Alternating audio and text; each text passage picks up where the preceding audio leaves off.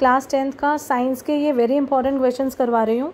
Part 1 मैंने आपको भेज दिया है, पार्ट 2 आपसे करने हम लोग इकट्ठे मिलकर करेंगे, ठीक है।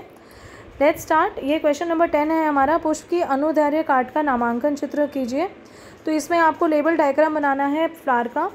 इसमें मेल का जो पार्ट है उसको हिंदी में पुंकेसर और इंग्लिश में एंड्रीशियम कहते हैं, ठीक है। और इसी तरह फीमेल का स्त्री केसर और गायनीशियम कहते हैं, राइट, गायनीशियम। उसके बाद ये बाह्य दल है जिसको हम कैलिक्स कहते हैं, ये पंखुड़ी है जिसको कोरोला कहते हैं। और पुंकेसर में आप बता देते हैं कि परागकण होते हैं और नीचे ये फिलामेंट होता है। और ये जो स्त्री केसर है उसमें क्या होता है, वर्तिकाग्र होता है, वर्तिका होता है और नीचे ये बीजांड होते हैं। इंग्लिश में इनको स्टिग्मा, स्टाइल और ओवरी कहते हैं, ठीक है। तो ये आप अपने बुक में से देख लीजिएगा, उसमें है आपके एनसीईआरटी में। नेक्स्ट क्वेश्चन है हमारा, मानव में वृषण के क्या कार्य हैं। What is the role of testis in males. तो स्पर्म्स का बनाना और टेस्टोस्टेरोन हार्मोन को बनाना, तो ये इसके हैं हमारे मानव में वृषण के कार्य। अब हमारा जो नेक्स्ट आ जाता है वो आ जाता है क्वेश्चन नंबर 12। संतति में नर व मादा जनकों द्वारा आनुवांशिक योगदान में बराबर की भागीदारी किस प्रकार सुनिश्चित की जाती है। मतलब जैसे कि ये बोल रहे हैं कि in generation the role of male and the female is, मतलब ये 50-50% कैसे होता है। What is the role of parents in making a zygote, मतलब उसमें how many chromosomes are there. तो इसमें आप देखिए 23 क्रोमोसोम्स जो होते हैं नर के होते हैं और 23 मादा के होते हैं। इन दोनों को मिला के जो जाइगोट बनता है वो 2n बनता है।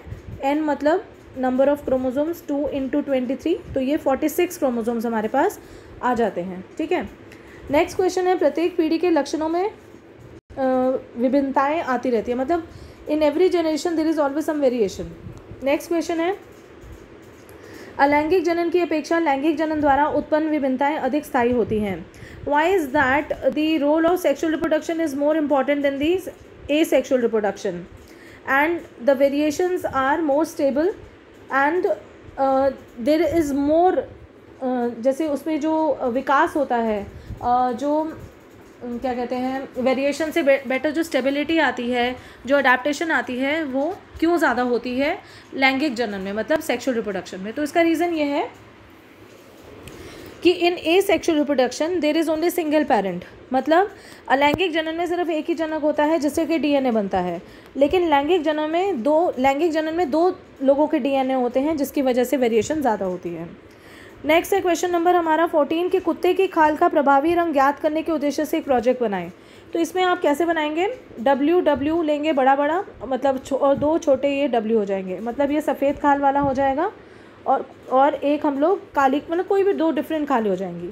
तो इसमें जो F1 जनरेशन आ जाएगी वो हमारी W और W आ जाएगी, ठीक है।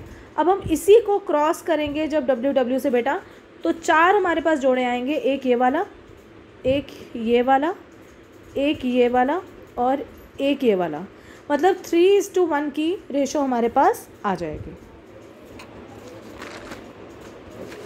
अब हमारा नेक्स्ट जो है टॉपिक वो है इलेक्ट्रिसिटी का, जिसमें कि विद्युत संचरण के लिए प्रायः कॉपर तथा एल्यूमिनियम की वायर का प्रयोग क्यों किया जाता है, क्योंकि they are the good conductors of electricity, विद्युत के सुचालक हैं और उसमें तार गर्म नहीं होती, प्रतिरोधकता ज़्यादा होती है, ठीक है। The resistivity is more so that the wire doesn't get hot. तो ये हमारे 2 रीजंस आ जाएंगे।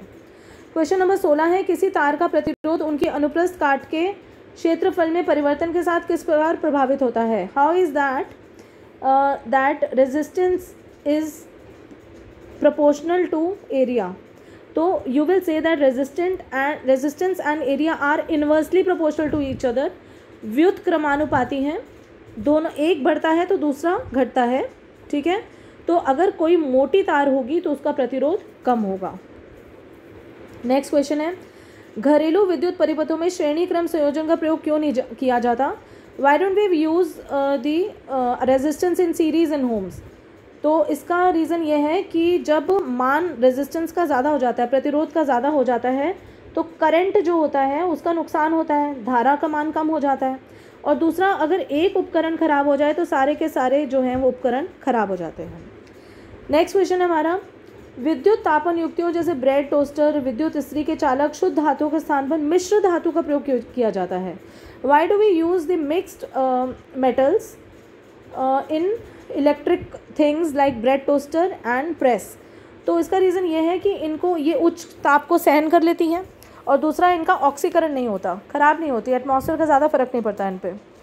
नेक्स्ट क्वेश्चन हमारा क्वेश्चन नंबर 19, 8 ओम का प्रतिरोध दिया हुआ है, ये रहा क्वेश्चन, और इनमें 15 एम्पियर की धारा है, मतलब आर जो है वो 8 ओम दिया हुआ है, और जो करंट है वो तुम्हें 15 एम्पियर दिया हुआ है, ठीक है ना। तो उन्होंने हमें एच निकालना है, तो हमारा एच का फॉर्मूला I²R लगेगा।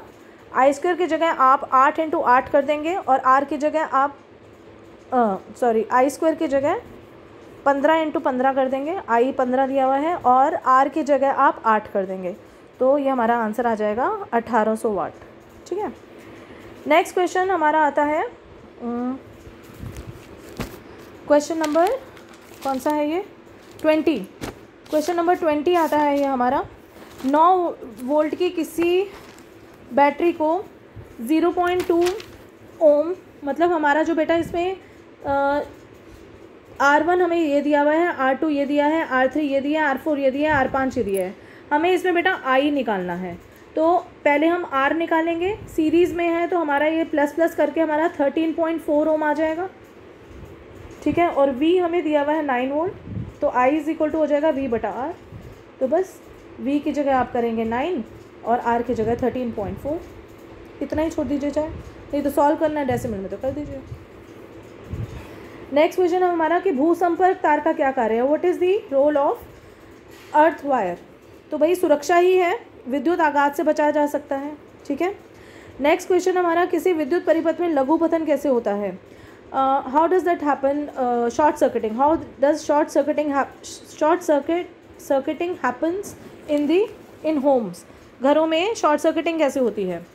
तो इसमें आप बोलेंगे जो धनात्मक तार उदासीन तार के साथ सीधे संपर्क में आती है, मतलब प्लस जो वायर है जब वो न्यूट्रल वायर के साथ आती है कांटेक्ट में, तो विद्युत धारा अचानक से ज़्यादा बहने लगती है, मतलब there is more supply of electric current than expected. So उसकी वजह से क्या हो जाता है, मतलब करंट ज़्यादा होने की वजह से शॉर्ट सर्किटिंग हो जाती है, इसको हम लघु पतन कहते हैं हिंदी में।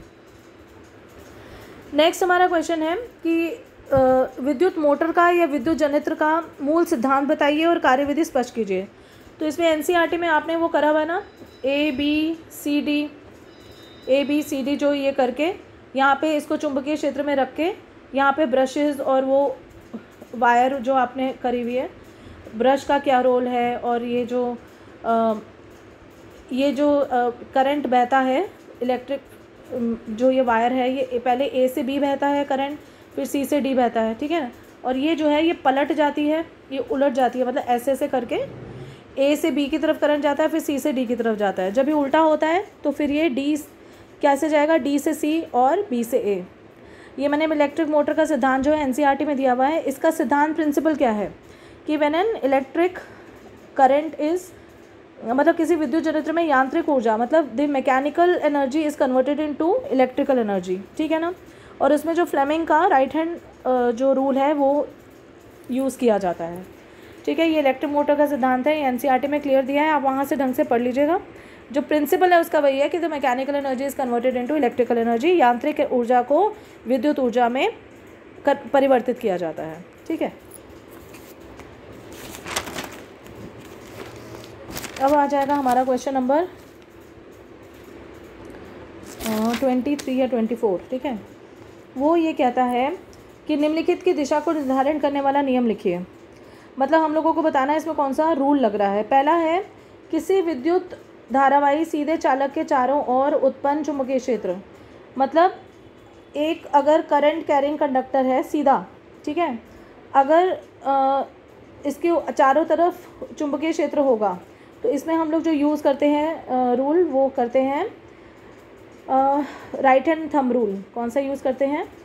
राइट हैंड थंब रूल, जिसमें हम सीधे हाथ का अंगूठा जो है वो हमारे सीधा हाथ का अंगूठा जो है हमारे करंट कैरिंग कंडक्टर को, एक तार को हम पकड़ते हैं तो जिस तरफ हमारी उंगलियां रोल हो रही होती हैं, मुड़ रही होती हैं, उससे हम लोगों को पता चल जाता है कि कौन सी की दिशा कैसे पता चलेगी हमें, ठीक है। तो ये हमारा आ जाएगा पहले का Fleming right hand rule, right hand thumb rule, Hindi में दक्षिण हस्त अंगुष्ठ नियम। सेकेंड आ जाता है किसी चुंबकीय क्षेत्र में क्षेत्र के लंबवत स्थित विद्युत धारावाही सीधे चालक पर आरोपित बल। मतलब एक आपके पास मैग्नेटिक फील्ड है, ठीक है, एक आपके पास मैग्नेटिक फील्ड है और हम लोगों को उसके 90 डिग्री एंगल पर अगर हम लोग चालक को या कंडक्टर को रखते हैं तो उसमें कौन सी दिशा के निर्धारण करने के लिए, डायरेक्शन को फाइंड आउट करने के लिए कौन सा हमें रूल करना है, तो वो है हमारा फ्लेमिंग्स लेफ्ट हैंड रूल। क्या है? फ्लेमिंग्स लेफ्ट हैंड रूल, या हिंदी में फ्लेमिंग के वाम हस्त का नियम।